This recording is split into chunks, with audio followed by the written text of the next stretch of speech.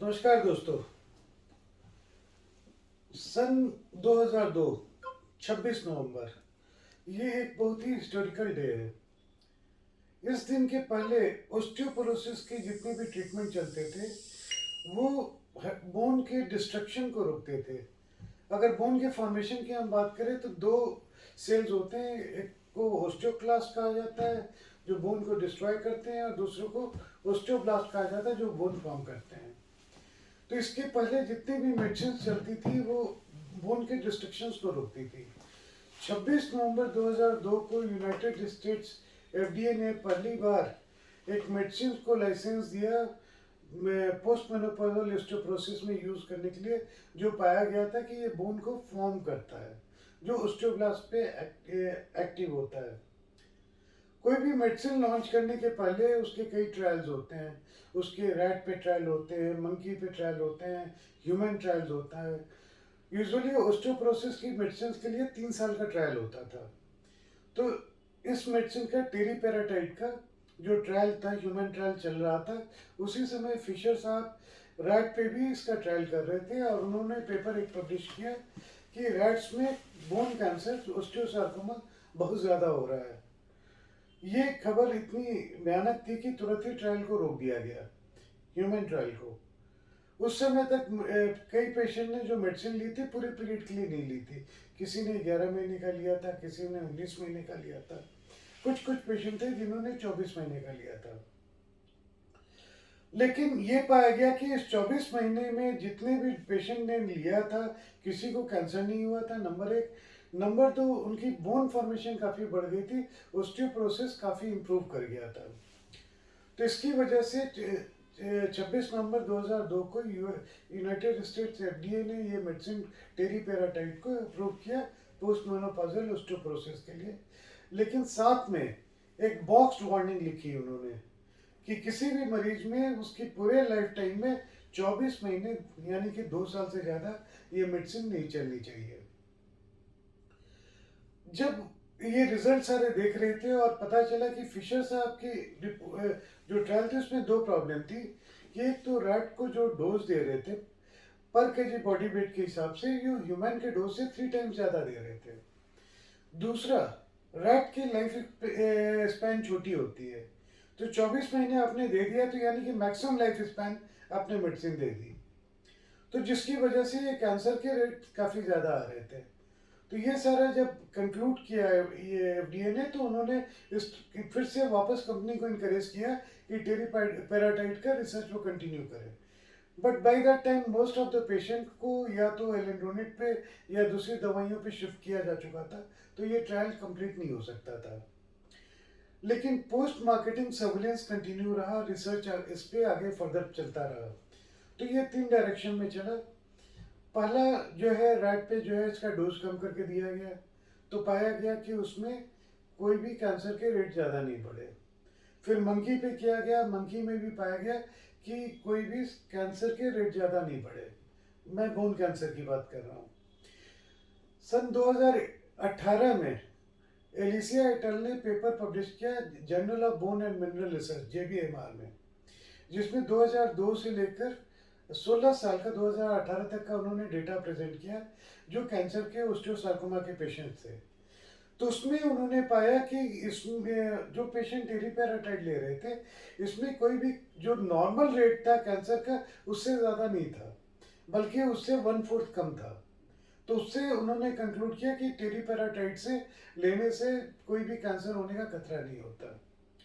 In the mean time जो company की registry थी टेरीपेराटाइड की, उसमें 75,000 पेशेंट्स ने टेरीपेराटाइड ले लिया था या ले रहे थे। जब वो रजिस्ट्री को एनालाइज किया गया तो पाया गया कि ट्रीटमेंट के दौरान या बाद में किसी को भी कैंसर नहीं हुआ। इसीलिए नवंबर 2020 में यूनाइटेड स्टेट्स एफडीए ने जो बॉक्स वार्निंग थी कि एक लाइफ टाइम में 2 साल से ज़्यादा आप नहीं ले सकते हैं, वो बॉक्स वार्निंग हटा दी और उसकी जगह ये लिख दिया कि ये मेडिसिन आप जो हाई रिस्क पेशेंट्स हैं जिनमें फ्रैक्चर का रिस्क बहुत हाई है, उन पेशेंट में ये मेडिसिन आप कंटिन्यू कर सकते हैं। या तो जिनमें फ्रैक्चर का रिस्क बहुत हाई है, या जो पेशेंट टेरिपेराटाइड लेकर इम्प्रूव कर गए थे, लेकिन कुछ समय के बाद वापस उसी स्टेज पे आ गए जहाँ पे हाई रिस्क हो गया है, तो उनमें आप दोबारा दे सकते हैं। चलिए अब ये देखते हैं कि हम किस किस पेशेंट में टेरिपेराटाइड 2 साल से ज़्यादा देना हमें प्रिस्क्राइब्ड है।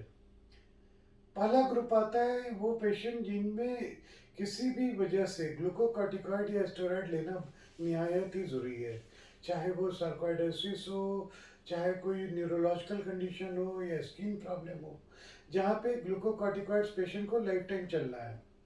जैसा कि आप सबको पता है कि स्टेरॉइड की वजह से ऑस्टियोपोरोसिस काफ़ी ज़्यादा होता है, फ्रैक्चर के रिस्क काफ़ी हाई होते हैं, तो ऐसे पेशेंट में हम टेरिपेराटाइड कंटिन्यू कर सकते हैं।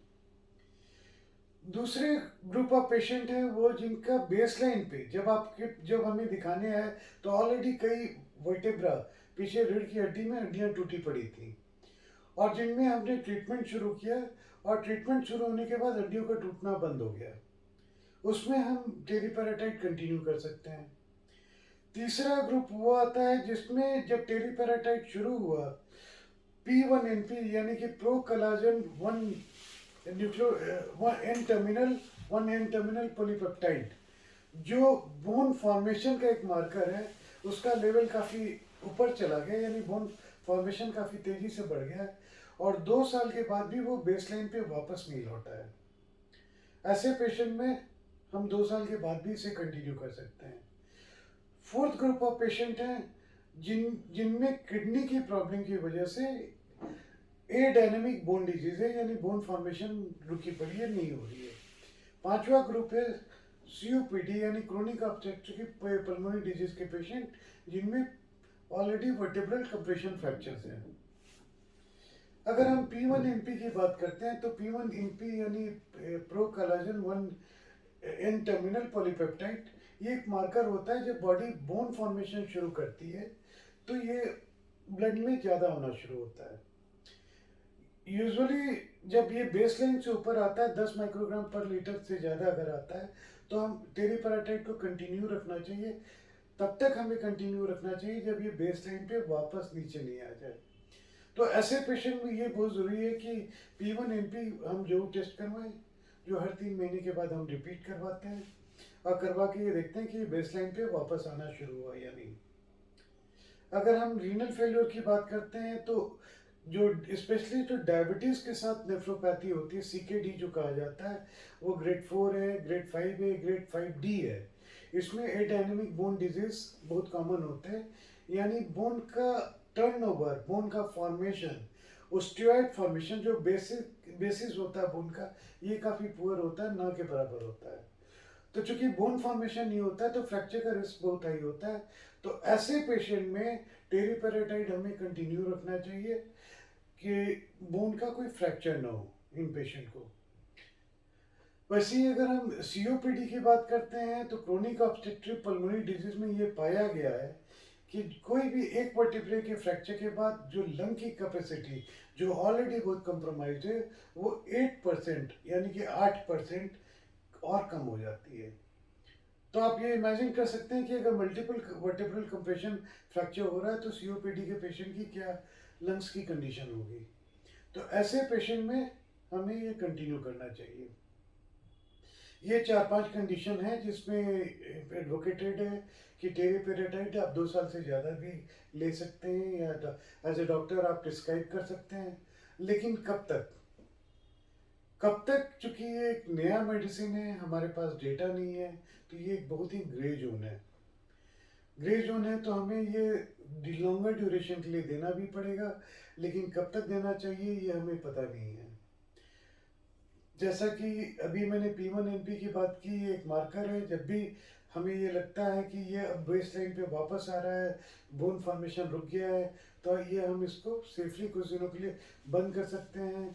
बोन टर्नओवर हम देख सकते हैं, और भी मार्कर्स होते हैं उनको हम देख सकते हैं। डेक्सा बोन डेंसिटोमेट्री करके देख सकते हैं कि बोन की क्या कंडीशन है, या बोन बायोप्सी कर सकते हैं। जब भी लगे कि फिर से वापस पेशेंट फ्रैक्चर के हाई रिस्क में आ रहा है तो इसे हम फिर दोबारा शुरू कर दे करके फिर हम उस टाइम तक दें जब तक बोन फॉर्मेशन हो रहा है, यानी कि इंटरमिटेंट पल्स थेरेपी हम कंटिन्यू कर सकते हैं। आने वाले दिनों में जैसे जैसे हमारे पास डेटा आते जाएंगे, ये चीज़ें क्लियर होती जाएगी कि हम इसे कितने पीरियड तक या लाइफ लॉन्ग कंटिन्यू कर सकते हैं कि नहीं।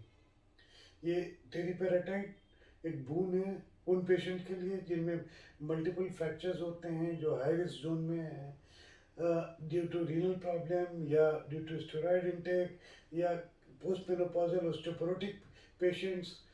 तो वैसे पेशेंट्स में ये हमें कंटिन्यू रखना चाहिए। आज के लिए बस इतना ही। नमस्कार।